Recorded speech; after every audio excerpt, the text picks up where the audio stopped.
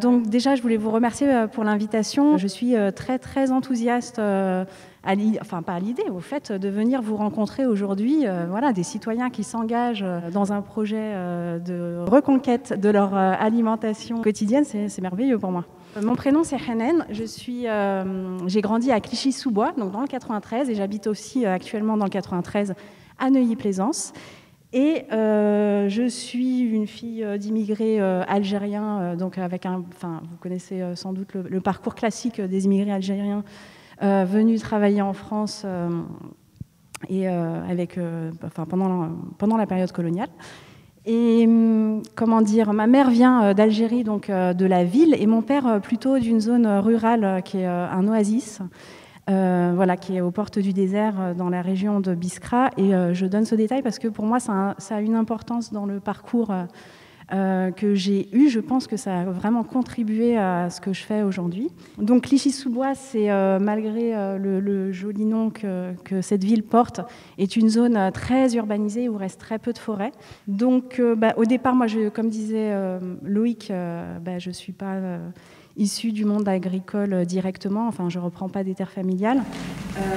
Donc j'ai eu une vie professionnelle antérieure et puis en 2012 j'ai eu ma première fille, ce qui a l'idée d'une réorientation agricole s'est cristallisée à ce moment-là avec du coup une réflexion sur justement l'alimentation, son origine, puis la place qu'on peut occuper dans ce monde, pourquoi on est là, qu'est-ce qu'on veut transmettre, toutes ces questions un peu qui nous traverse à un moment donné. Et puis, j'ai décidé, suite à la rencontre avec le pôle Abiosol, de visiter des fermes. Enfin, j'ai fait une petite formation qui m'a amenée à visiter des fermes en Île-de-France. Et c'est là, grâce vraiment donc à cette association, que j'ai découvert que l'Île-de-France était composée à 80% d'espaces verts et agricoles. Ce dont j'étais très loin de me douter, ayant grandi à Clichy-sous-Bois, puisque mon horizon était plutôt vraiment le béton, les tours, etc. Donc, ça a fini de faire un petit peu exploser les dernières barrières que j'avais en tête. J'ai visité des fermes qui me montraient que c'était possible de vivre d'une activité d'agriculture en Île-de-France. Donc je me suis lancée vers un diplôme agricole qui s'appelle un BPREA, brevet professionnel de responsable d'exploitation agricole. Ce qui permet déjà d'une part, pour ma part, c'était une véritable formation très utile, même si elle reste classique comme formation, mais d'autre part aussi de donner ce qu'on appelle la capacité agricole et donc de pouvoir aussi montrer patte blanche dans la recherche de foncier, puisqu'en Île-de-France, elle est très compliquée, comme Loïc vient de l'exposer. Donc c'est quand même ce diplôme agricole, au-delà de l'intérêt qu'il porte pour son contenu d'enseignement, il permet aussi quand même de rentrer dans un espèce de parcours à l'installation, notamment avec la Chambre d'agriculture aussi, toutes les institutions un peu qui permettent justement de rendre possible un projet comme celui-là. Après, moi j'ai toujours eu la conscience quand même que le salut était collectif et donc j'ai voulu rentrer dans des projets plutôt collectifs qui ont tous échoué jusqu'à présent, qui n'ont pas abouti. Donc à un moment donné, j'ai eu l'opportunité de répondre à un appel à candidature sur des terres publiques, donc achetées par la région Île-de-France à Chelles, et ce projet-là a fonctionné. Et malheureusement, sans collectif derrière pour le faire. Donc, je me suis lancée tout de même. Donc ça, c'était en 2018. Et j'aurais dû cultiver en 2019, ce qui n'a pas pu se faire parce qu'il n'y avait pas d'eau. Et ça, c'est une problématique qui est fondamentale. Vraiment, l'accès à l'eau, quand on veut faire du maraîchage, en tout cas, elle est très claire. Et cette année, ça a été encore démontré par une 5e année de sécheresse. Donc voilà, on sent très bien quand on est au contact comme ça de la nature, vraiment les manques et les besoins et la question prédominante de l'eau, quoi.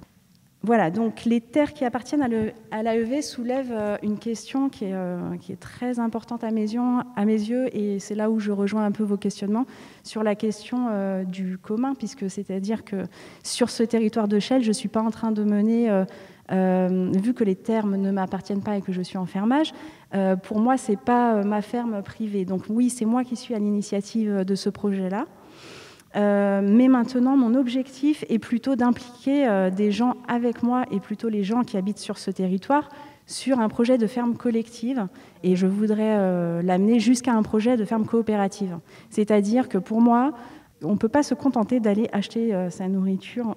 Aujourd'hui, les enjeux sont tellement importants qu'il faut qu'on se réapproprie vraiment chacun un petit peu comprenne sa part de la culture, de sa souveraineté alimentaire. C'est-à-dire que pour moi, ce n'est pas une personne qui doit s'endetter auprès de la banque pour monter, créer une ferme, créer toute une infrastructure ou reprendre une ferme, mais vraiment chacun qui doit, comme les exemples que tu étais en train de donner juste avant Loïc, par une souscription de parts, chacun peut devenir vraiment acteur au quotidien et reconquérir son alimentation. Voilà.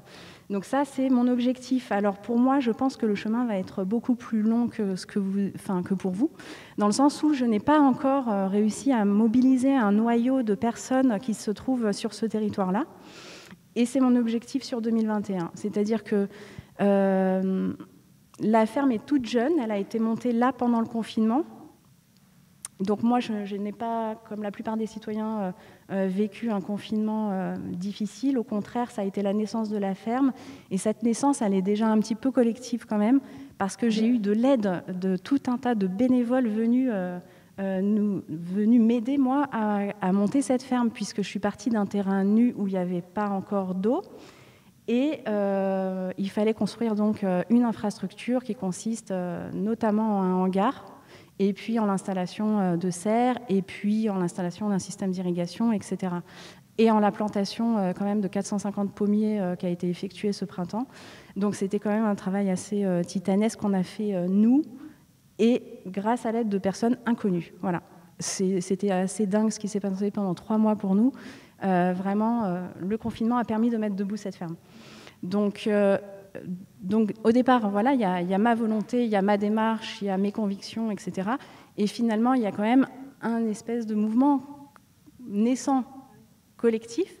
Mais le paradoxe se trouve en cela que, évidemment, c'est déjà des gens sensibilisés à ces questions-là et qui ne sont pas sur le territoire. Donc maintenant, ma grosse problématique, c'est comment impliquer les gens du territoire à s'emparer de cet endroit, en fait. Voilà. Est-ce que tu peux nous décrire sur cette ferme, qu'est-ce qui est produit concrètement aujourd'hui? Et tu es la seule à travailler ou vous êtes plusieurs? Alors, aujourd'hui, ce qui est produit, donc c'est une semi-année parce que je n'avais pas tout à fait de l'eau. J'avais l'eau potable, mais pas encore toute l'irrigation installée qui est arrivée seulement mi-août et qui n'est pas finie d'installer. Donc il y a eu pas mal d'échecs au niveau des productions aussi cette année. J'ai plein de trucs là cet hiver qui n'ont pas fonctionné. Voilà. Alors, par exemple, les carottes qui sont normalement semées début juin, donc ont été semées début juin, mais n'ont jamais levé. Elles commencent à lever seulement maintenant grâce aux pluies qui viennent d'arriver. Donc ça, typiquement, s'il n'y a pas d'eau pour arroser quand on fait nos semis de carottes, il n'y a pas de carottes derrière, quoi. Ensuite, j'ai d'autres problématiques, mais je ne vais pas vous en toutes les détailler. Mais par exemple, les mulots ont dévasté 9 planches de courges, donc je pense que la récolte de courges sera quasi nulle. Et c'était pas pour manger les courges, c'était parce qu'ils avaient soif, donc ils sont allés boire au collet des plantes. Donc c'est pareil. Il y a tout un écosystème à recréer dans un endroit quand on arrive. Et puis aussi, je suis en train de découvrir au fur et à mesure que je travaille les terres. Donc j'ai une terre qui est très hétérogène. Donc à un endroit, elle a plus d'argile, à l'autre endroit, elle a plus de sable, à un autre endroit, plus de limon, etc. Donc là où j'avais prévu de mettre les poireaux, finalement, j'ai dû abandonner. C'était impossible d'y planter des poireaux. Et je suis allée les placer à un autre endroit où c'est l'endroit où je dois mettre des serres. Donc voilà ça. Donc on a une idée en tête, un dessin en tête, et puis on doit tout réévaluer sur place au fur et à mesure. Et bon, ça c'est comme ça, et ça fait partie de du truc, et ça, on le sait quoi, au départ.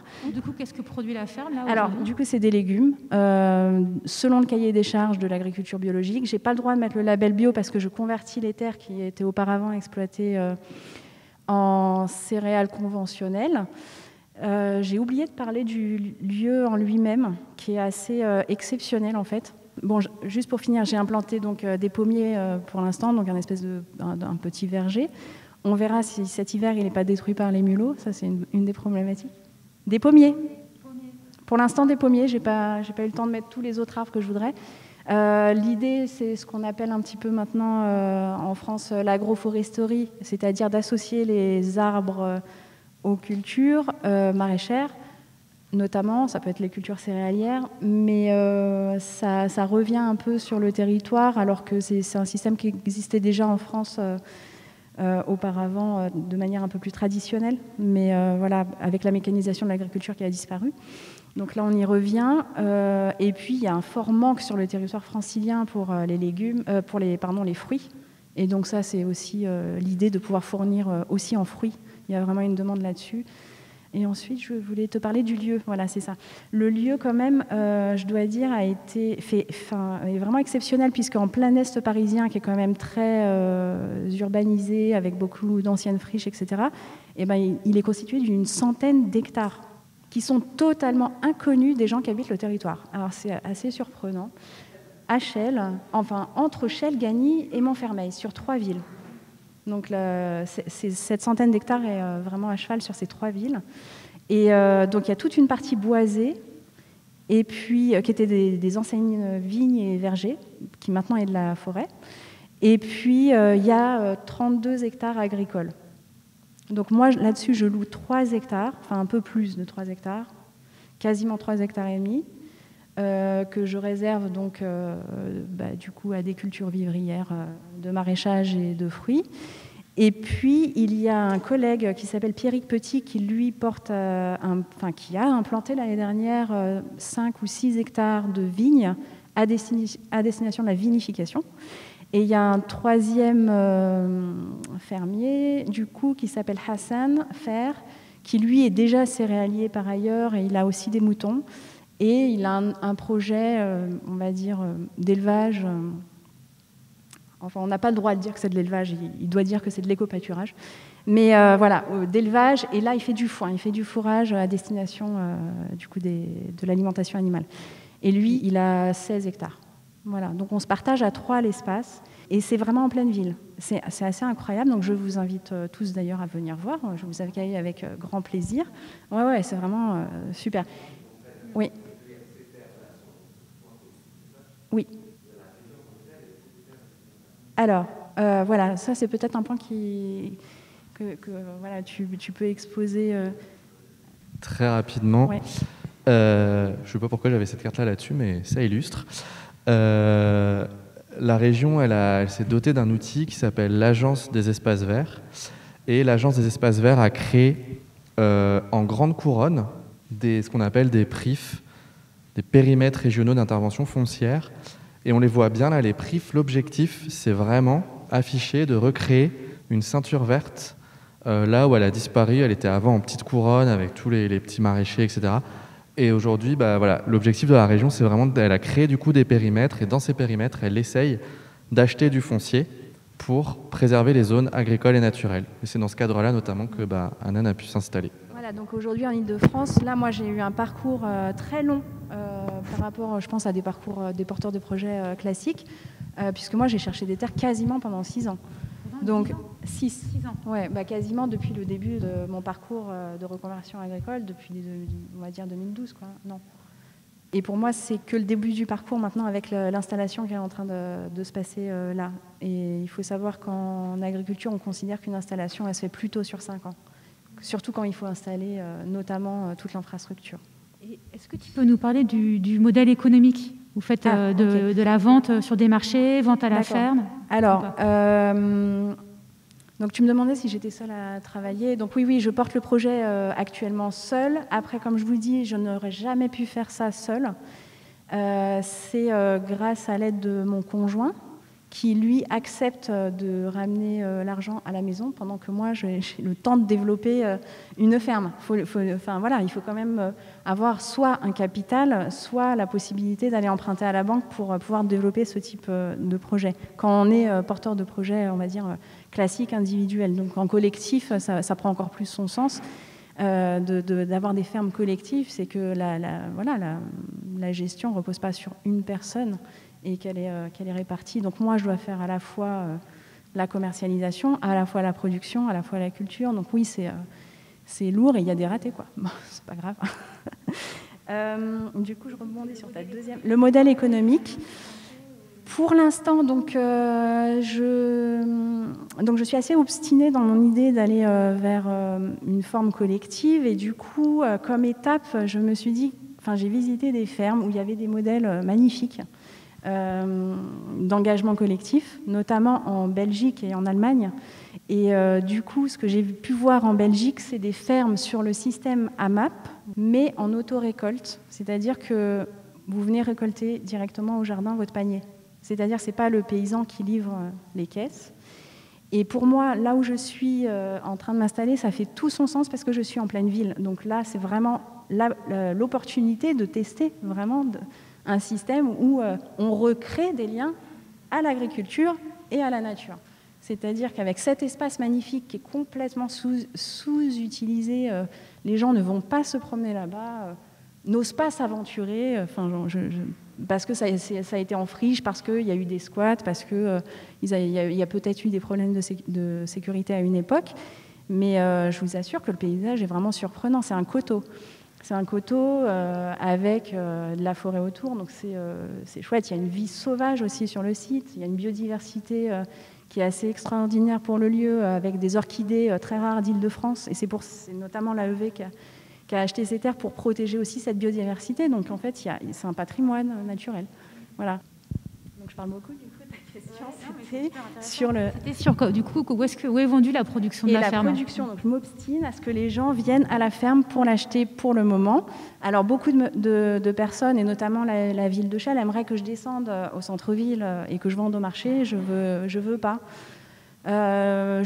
Disons que je le réserve si jamais j'arrive pas à mettre en place le système que j'envisage. Au pire, je me dis que j'irai vendre à Paris, voilà, mais c'est pas le but. Le but, c'est vraiment d'essayer d'impliquer les gens localement.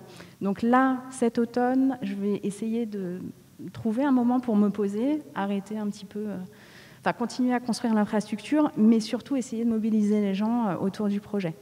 Voilà. Donc ça a permis, là, les ventes au détail à la ferme, 2 fois par semaine, ont permis de faire connaître le lieu, de faire goûter la production. Il se trouve que j'ai un désavantage aussi au niveau du sol, c'est qu'il est très alcalin, c'est-à-dire de pH basique, et ce n'est pas idéal pour les cultures maraîchères.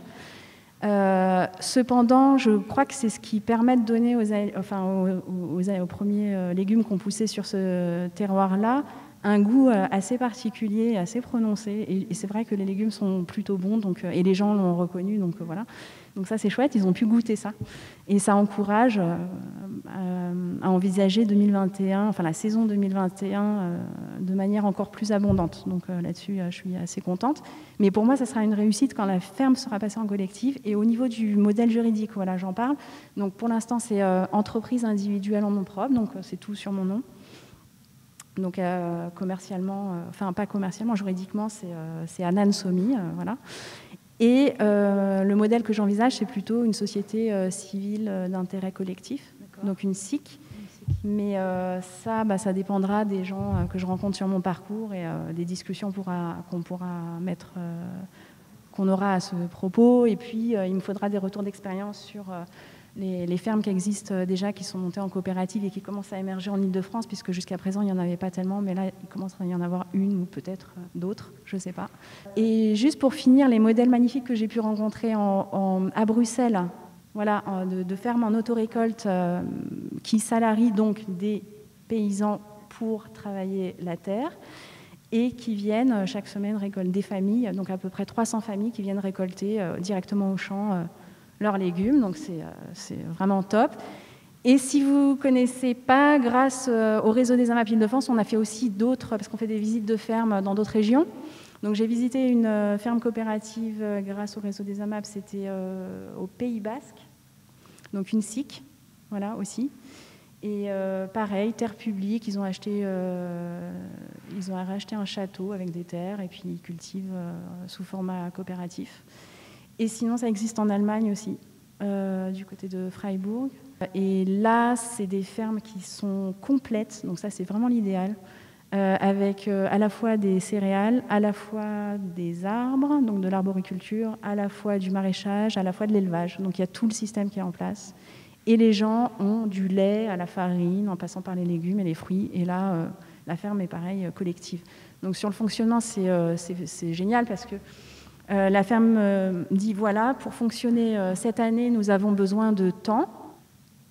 Et il y a une assemblée générale. Et en argent, pour cette année, les frais de fonctionnement seront de temps. Et les gens disent, bon, bah voilà, chacun en son âme et conscience, moi je peux mettre temps.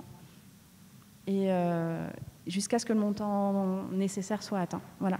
Et ça fonctionne. Donc, je crois qu'il faut encore travailler un petit peu les mentalités ici, mais j'espère qu'on va y arriver. Et moi, j'avais une question par rapport à ce que tu disais au début. Donc, tu précisais être issu de parents qui ont émigré pour des raisons, pour travailler, etc. Et que ton père, du coup, était plutôt dans un milieu rural. Oui, tout à fait. Ça, c'est une question qui nous a beaucoup travaillé à Aubervilliers, parce qu'effectivement, il y a énormément de familles qui ont ce rapport-là à la ruralité, c'est-à-dire que c'est un héritage parfois lointain de première, deuxième génération de terres dont ils ont été dépossédés et qui en fait se retrouvent ici dans des endroits ultra bétonnés, avec comme seule mémoire de cette terre familiale des espaces dans les anciennes colonies en fait. Donc, et même encore aujourd'hui, on l'a vu pendant le confinement, le fait que beaucoup de familles ne puissent pas retourner en Algérie ou ailleurs. Pour eux, c'était ça vraiment l'accès à l'espace rural, à l'espace naturel, etc. Et que justement, nous, un des trucs qui nous préoccupe beaucoup, c'est à la fois de donner accès à des terres pour des agricultrices et des agriculteurs pour pouvoir faire une agriculture bio, mais aussi donner accès à une forme de ruralité collective et une forme aussi de propriété de terre aux habitants du quartier populaire, quoi. Donc, est-ce que pour toi, dans ton expérience personnelle, justement, tu disais par rapport à la parentalité, etc., d'avoir ce besoin de retour à la terre et aussi à la propriété, quelque part, de terres qui deviennent en fait un peu familiales, parce que ta ferme est finalement assez familiale, tu disais que c'est ton conjoint qui permettait justement de l'installation. Oui, je sais pas, est-ce que tu peux en dire un peu plus, ou est-ce que c'est quelque chose qui t'a beaucoup animé dans ton désir d'accès à la terre, cette histoire coloniale? Bon, alors moi, ce qui s'est passé, c'est que mon père, quand j'ai eu 17 ans, m'a emmené dans cet endroit-là qui s'appelle Borj Ben Azouz, province, donc wilaya de Tolga, pour ceux qui connaissent les dates d'Eglet Nour. C'est un peu technique. Les fameuses dates d'Algérie. Voilà, donc c'est vraiment l'endroit, la Palmeraie, je ne sais pas combien d'hectares ça représente, mais c'est très vaste. Voilà, et c'est les dates que vous trouvez. Bon, après, il y a la concurrence des dates tunisiennes, mais ça, c'est encore un autre sujet. Voilà. Donc, mon père m'a emmené là-bas pour me montrer aussi, selon ses mots à lui, donc c'était me montrer la chance que j'avais de pouvoir aller à l'école et de grandir en France, qu'est-ce que ça pouvait représenter voilà, pour lui aussi tout ce parcours. Mais moi, toute mon enfance et toute ma jeunesse, j'ai vu mon père qu'envoyait l'argent, donc c'est-à-dire le fruit de son travail à lui en France en tant qu'ouvrier, en Algérie pour construire la Palmeraie. Donc je suis quand même un peu marquée par ça. Et quand il m'emmène à 17 ans là-bas, il ouvre les portes de la Palmeraie de mon grand-père. Donc il fait très chaud, c'est au printemps, hein, ça devait être vacances d'avril, quelque chose comme ça. Il ouvre les grandes portes, parce que c'est des jardins qui sont tous murés, et donc les grandes portes de métal. Et là, je perçois vraiment la vision, je suis touchée par la vision. C'est ça, quoi. C'est vraiment frappant, la température extérieure qui est très chaude, et à l'intérieur, c'est climatisé, mais juste parce qu'on est protégé par la canopée, par les palmiers dattiers. Et en dessous, il y a les arbres fruitiers. Et puis en dessous, les cultures vivrières, parce que partout, justement, il y a de l'eau qui court. On arrive à amener et maintenir l'eau dans cet endroit. Et ça, c'était quelque chose de frappant. Mais Après, ça a mis beaucoup de temps. Ça a été un processus pour que j'arrive là où j'en suis aujourd'hui. Et justement, à pouvoir recomposer un peu toutes les pièces de ce puzzle personnel, quoi, entre un alignement, si tu veux, sur mes convictions politiques, ma vision idéologique, mon parcours personnel. Voilà, ça s'aligne comme ça aujourd'hui. Ouais. Parce que, ouais, et c'est vrai, j'ai grandi à Clichy-sous-Bois, mais sur le moment, je ne sais pas où je grandis. Je n'ai pas la conscience. Pour moi, c'est un peu la normalité.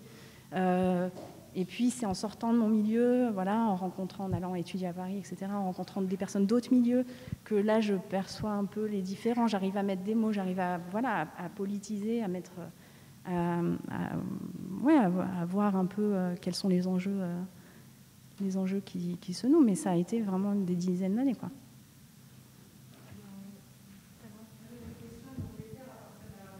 Oui, je suis locataire. Ouais. Alors moi, j'ai bien voulu signer un bail rural. Donc c'est un bail qui est sur une durée de 9 ans. Et par contre, les investissements, donc comme il s'agit de construire un hangar, donc ça c'est le plus gros investissement, je ne me souviens pas exactement, il doit être... l'emprunt il doit être pareil sur la durée du bail, donc au moins sur 9 ans. Ouais, je pense. Sauf qu'on est protégé par le bail rural. Et normalement, il se renouvelle automatiquement. Voilà, il y a quand même une forme de protection de l'agriculteur avec ce type de bail. Donc moi, j'ai accepté de signer ça dans ces conditions-là pour ne pas attendre de passer chez le notaire pour faire un autre type de bail qui, lui, est sur 18 ans, mais qui nécessite le passage devant chez le notaire. Et par contre, mon collègue Pierrick, qui, lui, a des montants d'investissement qui sont plus élevés, du coup, fait un bail sur 18 ans. Et Hassan aussi. Mais du coup, ils n'ont toujours pas signé leur bail, alors que moi, je l'ai signé l'année dernière. Donc, ils ont commencé à implanter il a commencé à implanter sa vigne, alors que son bail n'est pas encore signé. Donc, voilà.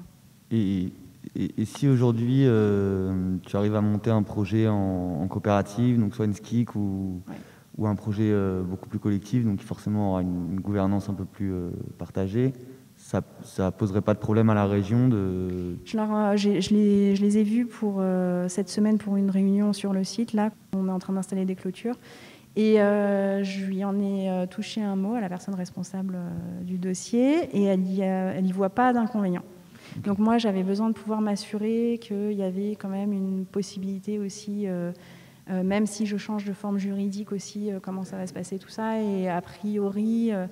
Ça devrait être bon. Mais avant d'avancer dans une négociation avec l'AEV, il faudra que j'ai un collectif projet constitué. Donc, et voilà. Mais pour moi, je vois que la ville, par exemple, est un partenaire et l'AEV est un autre partenaire, comme la banque est un partenaire. Voilà. Et il faut que j'avance avec ces gens-là, même si ça pose beaucoup de difficultés quand même. Il faut le préciser que c'est pas comme quand on est propriétaire de son terrain et qu'on fait un peu...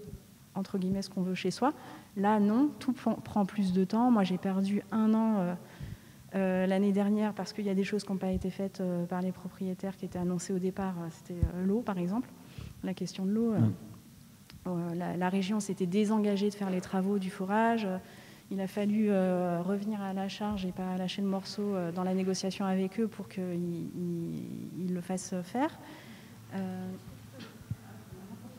Donc voilà, ça prend quand même du temps, beaucoup de temps de négocier avec les partenaires institutionnels qui, eux, n'ont pas du tout les mêmes temps que le paysan qui, lui, travaille avec les saisons et le créateur d'entreprise qui, lui, travaille avec ses échéances, quoi. Voilà. Donc il faut réussir à être dans une dynamique, disons... positive avec ces institutions et pas se les mettre à dos, quoi. Enfin, moi, en tout cas, c'est le parti pris que moi pour lequel j'ai opté et puis avec lequel j'avance. Est-ce qu'il y a des questions à Hanan ou des réactions, des commentaires, enfin pour nourrir Salwa?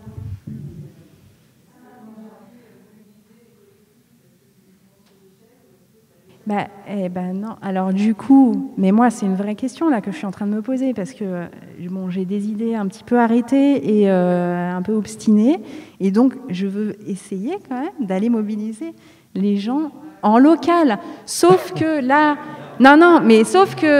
sauf que la chose dont je me rends compte, c'est que là j'ai des mamans de Saint-Ouen, d'un collectif de parents. Qui au départ font partie d'un réseau perso. Il y a une des personnes qui est une amie et du coup qui habite Saint-Ouen et qui connaît, peut-être que vous connaissez l'association Le Tipeee, non? Et du coup qui viennent à la ferme avec les enfants. Et pendant que nous on travaille entre mamans, les enfants sont là à construire des cabanes dans la forêt. Donc on se dit que ça serait quand même un peu mieux si on encadrait les enfants davantage. Donc là on est en train de penser à un format où on aurait des temps vraiment dédiés avec les enfants sur des activités. Mais voilà, c'est l'idée. Et là, j'ai été contactée par d'autres personnes du Bourget qui ont un projet par ailleurs dans une autre région, mais qui, en attendant, sont déjà impliquées sont déjà en AMAP, achètent en groupement d'achat leur nourriture autre que les légumes, etc. Et qui, du coup, veulent venir à la ferme aussi en famille. Donc je suis en train de me dire, non, peut-être qu'il faut élargir et peut-être qu'en local, ça bougera seulement quand il y aura déjà d'autres personnes qui ont cru aussi à ce projet-là, avec moi. Tu peux nous ajouter à la liste. Pardon ? Tu peux nous ajouter à la liste, Saint-Ouen, le Bourget, Aubervilliers, il n'y a pas de souci, on viendra. En tout cas, moi, je vous accueille pour une visite, ça c'est sûr, sur le site. Trop bien. Et puis, après, les discussions, elles sont ouvertes. Voilà, en tout cas, que ce soit pour un partage d'expérience ou pour aller plus loin, pourquoi pas, faut voir. Non, merci de votre invitation. Je ne sais pas s'il y avait d'autres questions sur... C'est très compliqué de sensibiliser donc les locaux. On a organisé une sortie à Chaumont-sur-Loire, par exemple, pour essayer vraiment de donner un petit avancement.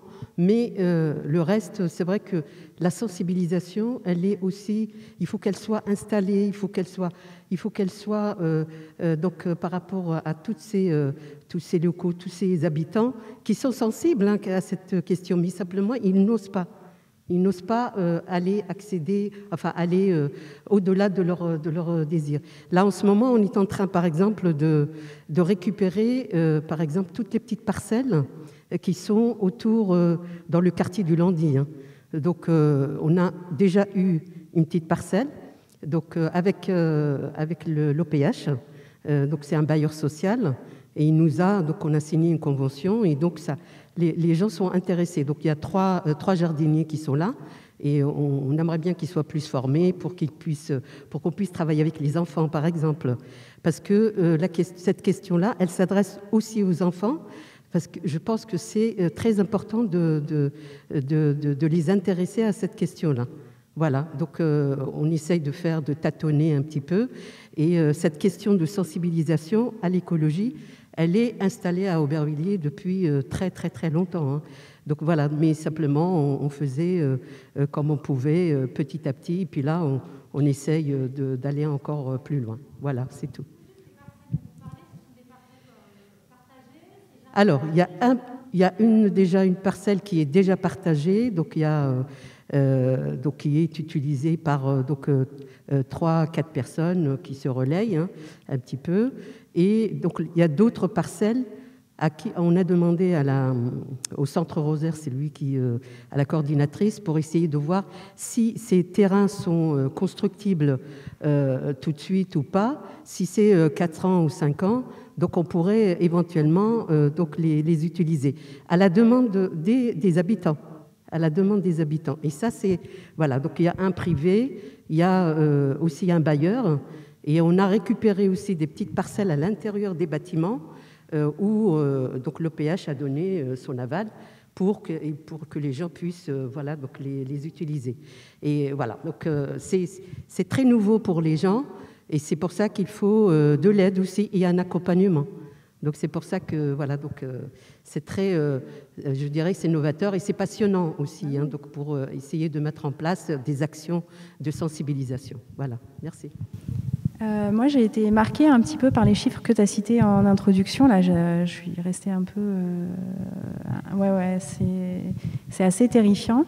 Pendant le confinement, on a vu aussi les images des gens à Clichy-sous-Bois, justement, qui faisaient la queue en attente d'aide alimentaire.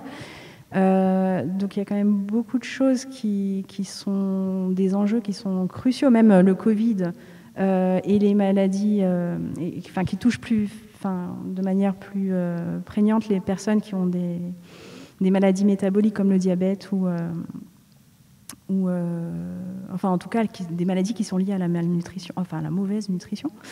Et donc moi je me suis dit, suite à une série de réflexions sur justement la façon de se nourrir, mais chez nous, la communauté maghrébine, quelles sont nos habitudes alimentaires, dans les quartiers, quelles sont les habitudes alimentaires, où le sucre est quand même vachement présent, enfin voilà, d'essayer de voir un peu ce qu'on pouvait faire. Moi, je sais que j'ai une petite cité en face, c'est pas du tout les gens qui viennent actuellement à la ferme.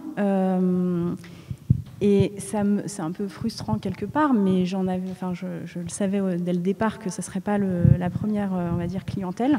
Par contre, là, je suis en train de travailler avec une diététicienne nutritionniste pour des ateliers à la ferme sur les questions d'alimentation. Et parce que même quand on est en AMAP aussi, on se rend compte que les gens se plaignent un petit peu de l'hiver, parce que généralement, les gens n'ont pas trop de problèmes pour cuisiner les tomates, poivrons, aubergines, quoique, voilà, les légumes d'été, ça passe. Par contre, dès qu'on arrive sur les betteraves, radis noirs, panais, les choux, etc., c'est plus compliqué, quoi. Et en fait, il faut tous qu'on réapprenne à cuisiner. Et donc, pour moi, il y a une nécessité d'accompagner avec des ateliers... plaisir sur la transformation, sur réapprendre à cuisiner un peu les aliments qu'on ne fait pas d'habitude à la maison. Et pour moi, c'est comme ça que les quartiers populaires aussi, ils vont revenir à la ferme. C'est un accompagnement un peu plus global, en fait. C'est marrant parce que c'est vraiment, nous, on est justement de l'autre côté du spectre. D'ailleurs, dimanche prochain, on fait un atelier conserve de pommes. Si vous ne savez pas faire de conserve de pommes, je vous invite à venir. À la ferme Mazier à 11h, donc c'est réservé aux adhérents, mais l'adhésion est à prix libre, donc voilà, c'est juste pour des questions d'assurance. Et c'est normalement à partir de 14h, je crois.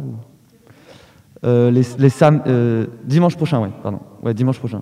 Dimanche 11 octobre. Et sinon, par ailleurs, on a une conserverie communale, donc collective. Donc si vous voulez un jour faire des conserves, etc., nous, on a des groupements d'achat, donc on achète des produits directement et on a des pots. D'ailleurs, on a fait des conserves avec la surproduction de Cultissime qui sont là, donc qui sont les jardiniers du toit du Fashion Center. Donc, on a fait des tomates cet été. Mais justement, c'est super intéressant. Nous, on se pose plutôt de l'autre côté du spectre. Et notre idée, justement, c'est de pouvoir apporter donc cette capacité citoyenne de conserverie, parce qu'en fait, on est tous bénévoles, etc., et qu'on peut transformer...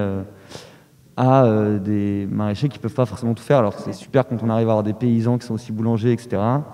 Mais c'est vrai que maraîcher, c'est un des métiers les plus durs du monde, surtout dans les premières années où ça prend énormément de travail. Et donc du coup, on aimerait bien justement pouvoir être une sorte de ressource sur ces questions de conserverie, de valorisation de l'alimentation, pour faire des repas partagés, justement faire des gratins de blettes pour montrer aux gens que ça peut être bon, la blette. C'est bon. Mais c'est vraiment super intéressant. Donc, oui, à nouveau, nous ne sommes pas de Shell, mais on serait ravis de faire des concerts. Oui, non, mais moi j'étais à la recherche. Enfin, pour moi, la transformation, elle est nécessaire dès lors qu'il y a production. Après, c'est très compliqué pour nous de porter tout. Ouais. Cet été, quand tout le monde était en vacances en mois d'août, évidemment, comme tous les maraîchers, on est en pleine production de tomates. Et du coup, comme il n'y avait personne qui venait à la ferme les acheter, j'ai commencé à les transformer. Je le fais juste pour ne pas perdre les tomates parce que c'est dommage. Voilà. Par contre, d'un point de vue, c'est pas rentable de le faire moi et de l'emmener dans un labo, ce n'est pas non plus rentable. Donc en fait, si les gens après arrivent à se mobiliser, à s'emparer de ces questions-là, il faut des petites mains pour découper les tomates, c'est pas grand-chose à faire, juste surveiller la cuisson et empoter, ça y est, c'est bon, quoi. C'est pas des choses compliquées, mais par contre, si on est plusieurs, alors justement, moi, la difficulté, c'est que je suis sous un format entreprise, et du coup, je vois bien qu'à côté, il faudrait que je monte une association pour pouvoir faire toutes les activités pédagogiques et de transformation, par exemple. Et du coup, c'est que le format juridique n'est pas adapté en fait, au projet global de la ferme. Je pense que sous un format coopératif, ça fonctionnerait beaucoup mieux. Mais il y a un espèce de... Voilà, c'est un peu ESS en fait comme modèle, donc c'est un peu hybride. Et la difficulté, elle est là, c'est de porter quelque chose qui amène de la valeur à la société sans forcément attendre de l'argent. Mais en même temps, il y a besoin d'argent pour faire fonctionner tout. Donc c'est une réflexion qui est quand même assez compliquée. Voilà. Et en plus, apporter quasi seul, parce que je ne suis pas totalement seule, mais ouais, quasi seul, en effet, c'est un peu... voilà. Donc du coup, c'est un plaisir pour moi de vous rencontrer et de pouvoir voir qu'il y a d'autres citoyens qui s'engagent dans ces directions-là. Voilà. Merci beaucoup.